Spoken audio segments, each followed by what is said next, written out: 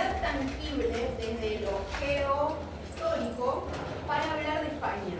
Y España es un constructo político muy reciente. A pesar de que hay elementos que hablan de una Hispania o de una España ya desde la antigüedad. Pero como un constructo cultural más que como una realidad geofísica, ¿sí? O geopolítica, si quieren. Piensen que la península ibérica, ¿sí? Lo que ahora comprende España y Portugal, en algún momento fue territorio del Imperio Romano, ¿verdad? Esa es la Hispania, ese es el nombre que se le da, que le dan los romanos a toda esa región. O sea que primero y principal tenemos el ingreso, ¿sí? A este territorio de esa distribución política que es la del Imperio Romano, ¿sí? Esto seguro lo deben saber por historia de España, historia de la lengua, ¿verdad? ¿No? No me miren con esa cara. ¿Cortés? A ver, historia de la lengua española. ¿Tenemos que Cortés o puede ser Franco, Obregón? Bueno, hay un manual que ellos siempre dan, que es el de Menéndez Pidal, ¿se acuerdan? Sí. Ahí es un re manual. Bueno, cuando habla de la antigüedad en la península ibérica, plantea las bases de lo que es ahora la lengua española o castellana. Eso también es un problema de la denominación de la lengua. Bueno, plantea que el nombre España viene de Hispania, que es un constructo político, territorial o sobre el territorio de lo que sería la península ibérica, ¿sí? Y que la correspondería de la llegada de los romanos, ¿sí? Todo el proceso de romanización de sus pueblos. Pero, a ver, ¿había otros pueblos antes? ¿Había otros pueblos preexistentes o originarios en la península? Los celtas, los íberos, los vascos, ¿verdad? Sí. Bueno, los judíos también, ¿sí? Todos estos pueblos antes de los romanos. Bueno, llegan los romanos y esta construcción, ¿sí? Después se va a ir desgranando históricamente, va a ir perdiendo su unidad. Pero va a quedar en el imaginario cultural de España esta idea de la Hispania o la España unificada, ¿sí? Esto es muy importante que lo tengamos en cuenta, porque en realidad, dice Funes, no hay una realidad geopolítica que uno diga esto así, con estos límites, es España. Entonces no podemos hablar de literatura española de la forma tan por ahí ligera que lo hacemos cuando hablamos de literatura española del siglo XIX, donde ya existe el Estado Nacional, por ejemplo, o donde hay fronteras bien claras que delimitan eso que es España. En todo caso, España es una construcción cultural. Bueno, es un ideal de unidad que no existe en la mayor parte de la historia de lo que ahora conocemos como España, ¿sí? Bien. ¿Por qué digo esto? Porque hay muchas tensiones de corte político en la literatura y en toda la producción cultural de los españoles que tienen que ver con esto de cuándo es que aparece esa identidad o no. Porque en el fondo están confrontando con otros pueblos que habitaron la península ibérica, ¿sí? Por ejemplo, si vamos hacia atrás con los celtas y con los íberos, o con los judíos o con los vascos, ¿no? Con los gallegos también, con todas las autonomías. Piensen que España todavía es un territorio que está disputando al interior de lo que ahora conocemos como el Estado español ciertas independencias que no se dan. Por ejemplo, los catalanes, ¿no? Que piensan en Barcelona, todos los grandes problemas políticos que hay porque las distintas autonomías tienen distintas culturas, distintas lenguas, tienen historias milenarias y muchas veces se piensan a sí mismas como forzadas a integrar algo que se llama España. Entonces es una construcción muy compleja desde el punto de vista político y como realidad geopolítica es bastante también difícil de rastrear porque tiene una larga historia de miles de años que viene desde la antigüedad en donde esa unidad confronta, está tensionando con los distintos pueblos que le integran, ¿sí? Para sumarle más complejidad a esto, piensen que el Imperio Romano se disuelve por la llegada de los godos, ¿verdad? El avance de los bárbaros. ¿Se acuerdan de eso, no? Como una historia así muy de la escuela secundaria. Son muchos pueblos los que llegan, los godos, los visigodos, entre otros. Estos que la denominación latina llama bárbaros porque no hablan latín. Básicamente esa es la idea, ¿no? Bueno, hay un periodo de esplendor que es el del reinado visigótico en España. Entonces también hay una unidad ahí asociada con el imperio visigótico, que es heredero del imperio romano y que viene a representar esa unidad, dice Funes y los historiadores todos, ¿no? Entonces, fíjense cómo se van superponiendo estos ideales de unidad que van apareciendo, ¿no? ¿Qué ocurre después? Y hago el paréntesis. Es muy importante el tema de dónde vienen estos ideales de unidad, porque después son los que van a servir a los españoles para defender la idea de una pureza española o qué es lo español por excelencia. Pero fíjense que como realidad tangible no existe, ¿sí? Es una aspiración, es un ideal producto de esa cultura. Todo esto es bastante crítico para cuando llegamos al siglo VIII. ¿Sí? Siglo VIII después de Cristo, concretamente por convención histórica el año 711, que es el año de la conquista musulmana de la península ibérica. Retengan ese periodo. Porque los españoles, se piensan a sí mismos como puros en confrontación con esa avanzada musulmana. Con la llegada de los moros, que cruzan, ¿sí?, desde el norte de África y que van copando toda la península ibérica. Después los turcos van a avanzar, pero en realidad hay oleadas de sirios, de bereberes y todos pueblos que son de lo que ahora llamamos Medio Oriente o del norte de África, ¿sí? Esos pueblos viven durante 7 siglos en la península ibérica, en ese periodo que la historia de España llama conquista musulmana, y van formando distintas unidades políticas, por ejemplo califatos. ¿Sí? El califato de Córdoba, por ejemplo, es uno muy famoso. ¿Esto lo tienen? ¿Lo han visto alguna vez en sus vidas? No. ¿Sí? ¿Sí? ¿No? No. ¿No saben o contestan? Ok. Díganme qué hora es, así. 1:30. ¿Ya son 1:30? Sí. ¿El califato qué es? ¿Una iglesia? El califato es una unidad política sobre un territorio que está gobernado por un califa, que es un gobernante y una política que representa una comunidad. Entonces, esos califatos tienen una historia y después otras unidades, ¿no?, políticas durante 7 siglos en la península ibérica. Y van manteniendo asociaciones, tensiones, guerras, y los pueblos españoles católicos o cristianos, podemos decirle primeramente, son una parte nada más de todo ese gran mosaico cultural que acontece en esos 7 siglos.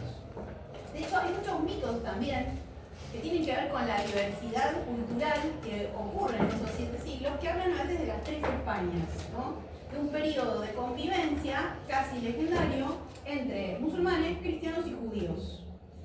Y gran parte, según esa visión de la mitología más de la unidad en la diversidad, hablaba de avances en disciplinas del saber, en formas de transmisión del conocimiento que tenían que ver con el trabajo colaborativo de estas 3 culturas, ¿sí?, durante mucho tiempo.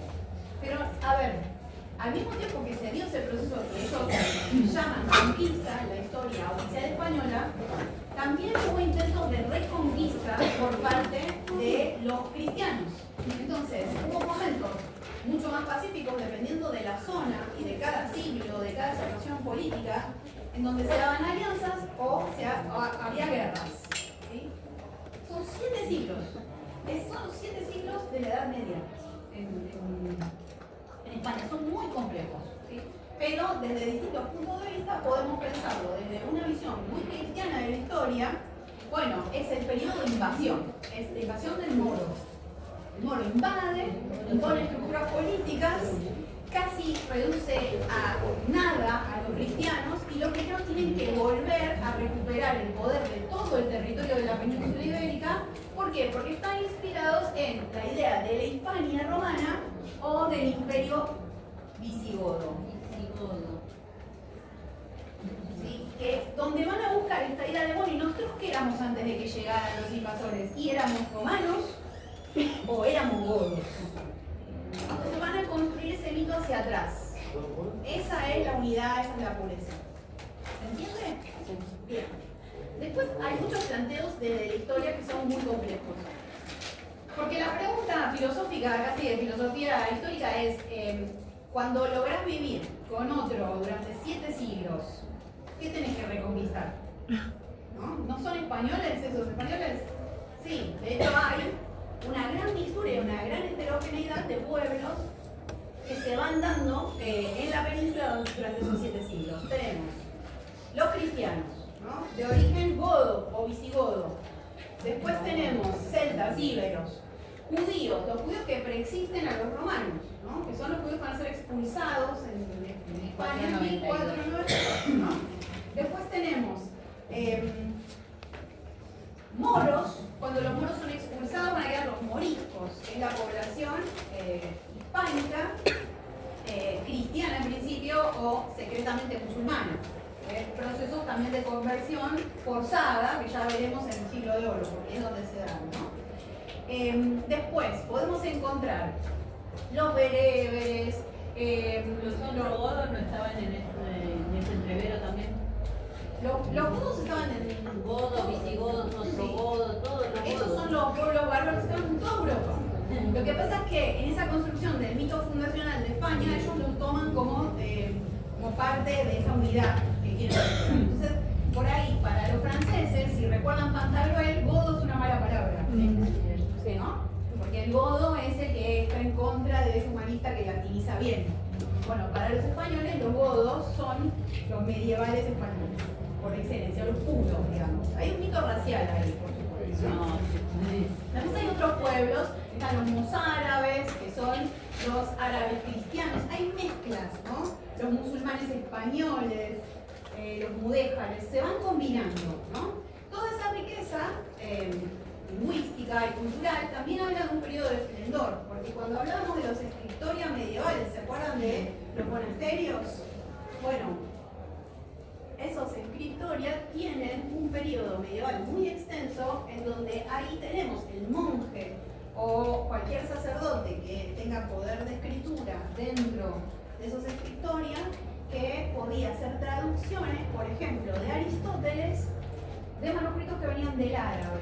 Entonces había un árabe que hacía la traducción o un judío que sabía las dos lenguas, ¿no? Entonces ese circuito cultural se da justamente por esa convivencia, que no necesariamente era pacífica, depende mucho de los territorios, es un espacio muy amplio de la península ibérica, ¿no? Pero en principio, cuando decimos español, nos imaginamos un sujeto muy homogéneo desde el punto de vista cultural, que es el que ellos mismos imaginan, y que es el que imaginan en contra del árabe o del musulmán, concretamente, que ven como invasor, el famoso moro, ¿no? De ahí donde vienen esos grandes refranes de no hay moros en la costa, ¿no? Claro, la idea de ellos sería el español de Castilla en particular. Exactamente, porque en Castilla es donde queda el reducto de los pocos cristianos medievales, que aparte son los que arrancan con las operaciones militares de la reconquista. ¿Sí? Y aparte son el reservorio de la lengua que ustedes hablan, porque en la península ibérica se hablaba árabe, se hablaba hebreo, se hablaban las lenguas de los pueblos visigóticos y también español o castellano, ¿sí? La lengua de Castilla, solo la lengua de esa pequeñísima localidad para ese entonces, ¿no? Esas tensiones después, a medida que avanza el proceso de la reconquista, ¿sí? Se van resolviendo con la expulsión, ¿sí? Con la eliminación de esos pueblos y con la conquista de las unidades políticas que estaban a cargo de los musulmanes en la península ibérica. El año de cierre oficial, pero acuérdense que las fechas siempre son engañosas en historia porque son convenciones, es el año 1492, que es el año de la toma de Granada, el último reino musulmán libre de la península ibérica. ¿Estamos? Y 24. 2000. ¿Se entiende esto?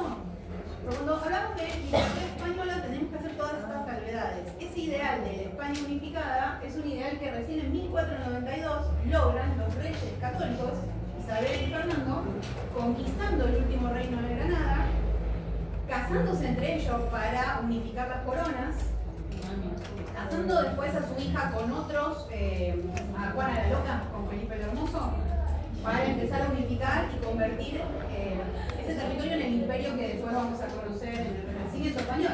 Esta es la fecha de inicio, si quieren, convencional del Renacimiento español. ¿Sí? Pero fíjense cómo opera el ideal de lo español detrás de una realidad donde hay más fragmentariedad, más diversidad, no solo cultural, sino territorial también. Y esa unidad que llamamos España hasta el día de hoy es una unidad bastante inestable desde el punto de vista geopolítico. ¿Se entiende?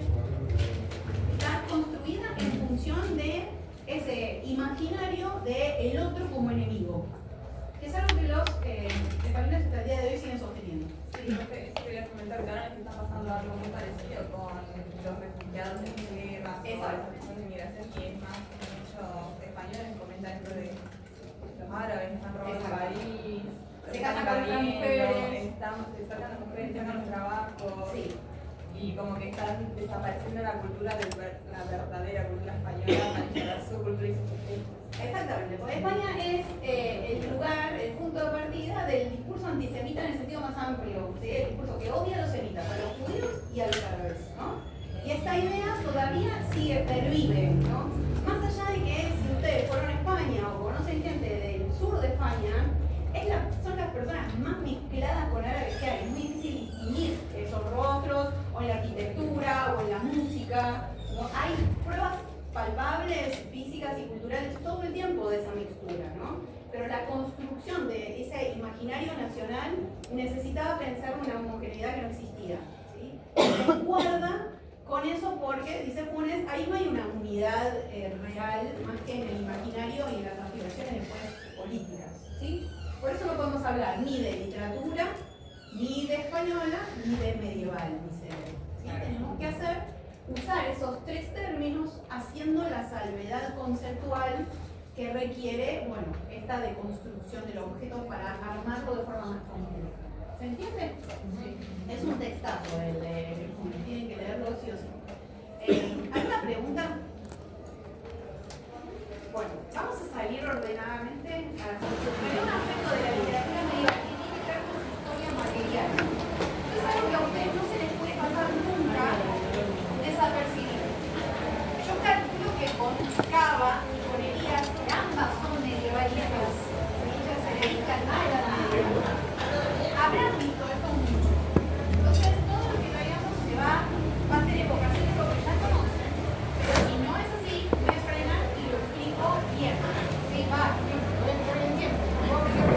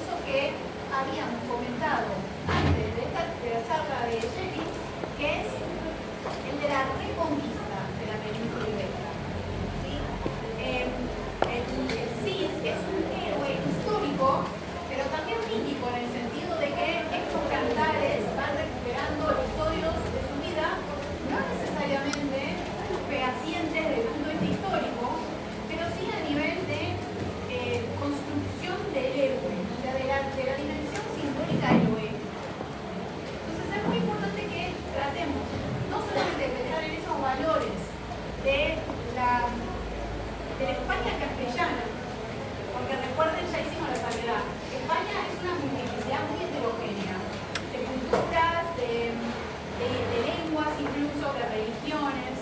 Entonces, ahí nosotros tenemos un héroe que representa los valores de esa Castilla que está reconquistando la península. ¿Sí? Pero tengan en cuenta que es una construcción épica, o sea que no va a haber necesariamente ninguna obligación de que esa voz que narra recupere con datos históricos, que incluso carecemos de muchos históricos. Y en muchos casos nos ha llegado más la historia legendaria o episodios legendarios de Miocid, que a veces no aparecen acá en el Cantar y en otros sí. Por ejemplo, bueno, hay episodios que tienen que ver con, no voy a spoilear, pero al final de Novena Miocid, según Catalán, hay documentación que sí prueba que esos hechos no ocurrieron. Y son lo que distingue a este héroe en función de lo que nos llevó a partir del poema que ustedes van a leer. ¿Sí? Pues hay otros testimonios, o sea, otros textos que sobrevivieron, que nos llegan y que los podemos leer, donde se cuenta la historia muy legendaria, es decir, por ejemplo, que existe fue de muerto, fue montado a caballo con sus seguidores y terminó venciendo en una batalla porque los enemigos le tenían tanto miedo que lo ven la montura y escapan. Entonces vencen, su ejército vence, incluso después de la muerte de su líder. Estamos trabajando con un material que es un material épico, que no es que solamente importante para la literatura, sino que también tiene un enclave sociocultural importante porque le da sentido a estas narraciones que todas las comunidades se cuentan a sí mismas para reponer o difundir valores. ¿Qué valores? Los valores del poema Miocid son los valores de la España castellana. O sea, de esa multiplicidad tan heteróclita, para usar una palabra muy sosoniana, a caballo de diferentes dominios, de texto, bueno, es solo una parte, pero es una parte que termina convirtiéndose en todo un símbolo cultural para esa España, hasta el día de hoy, porque representa el héroe cristiano por excelencia y el héroe cristiano por excelencia que se enfrenta a el enemigo mono, o sea, el infierno, el perro musulmán, el sujeto más odiado de la península ibérica. ¿Sí? Es muy importante porque tiene muchas consecuencias. ¿Sí? Catalán trabaja con eso, y es una hipótesis bastante jugada, pero muy documentada. Cosa que, además, les recomiendo que lean a Catalán para que vean cómo cita. Cita todo el tiempo, como cualquier cosa que diga, tiene que tener testimonio, o histórico, porque encontré una fuente, o directamente leyendo un poema de Miocid. No hay nada que diga que no tenga contrario. Por eso Catalán es un medievalista muy bueno. O yo soy más una figura de él. Yo soy tiquitita. Bueno, y Ortuna, y acá son 10 minutos, 14 minutos. Ortuna trabaja con otro paradigma que a ustedes les puede resultar más denso, salvo que sean de esos nerds absolutos, de cosas que están muy lejanas para nosotros, pero que la gente que se dedica a lo medieval lo puede trabajar. Hay dos disciplinas auxiliares para nosotros. ¿Sí? Son auxiliares para nosotros, pero no para los que se dedican a ellas, que trabajan con ellas. Una es la codicología. La codicología trabaja con el códice, o sea, con libros, o con los antecedentes de libros, con los soportes gráficos, papiro, pergamino. Cuando aparece la imprenta, los primeros libros producidos por la imprenta de tipos que se llaman incunables, también se estudian a partir de la codicología.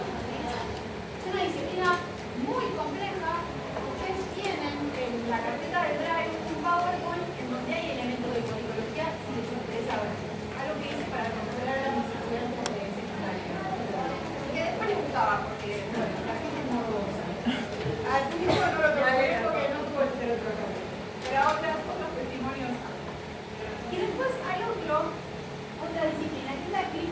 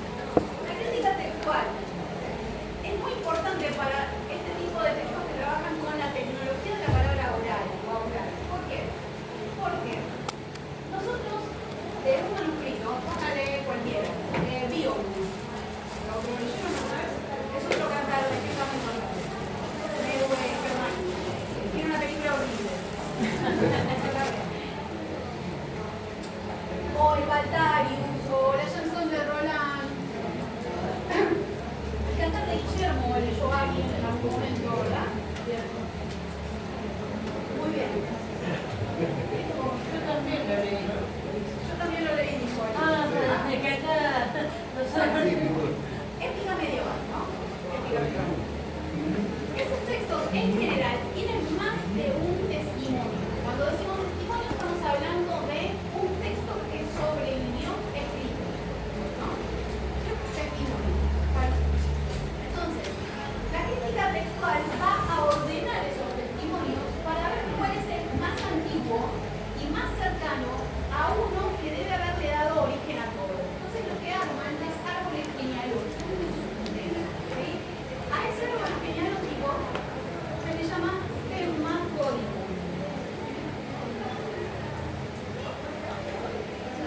Hay un arquetipo original perdido, siempre está perdido. Es una teórica de esta disciplina. Que de repente alguien lo lleva a un escritorio medieval y hay dos amanuenses, o sea, dos monjes que lo copian al dictado. Entonces aparece una vez y de repente el monje que copia no copia exactamente igual que otro porque puede haber escuchado mal, estaba distraído, tenía sueño, lo domino. O es un tipo que dice, lo que escuchado está mal, entonces empieza a intervenir voluntariamente errores involuntarios o algún tipo de intervención voluntaria. Entonces, estos dos textos que vienen de un original son distintos. Lo ve y le prima. ¿Sí? Y así, imagínense que este después es fuente de dictado para otros. ¿No? Entonces, tengo C, tengo D y así. Bueno, ¿se entiende esto?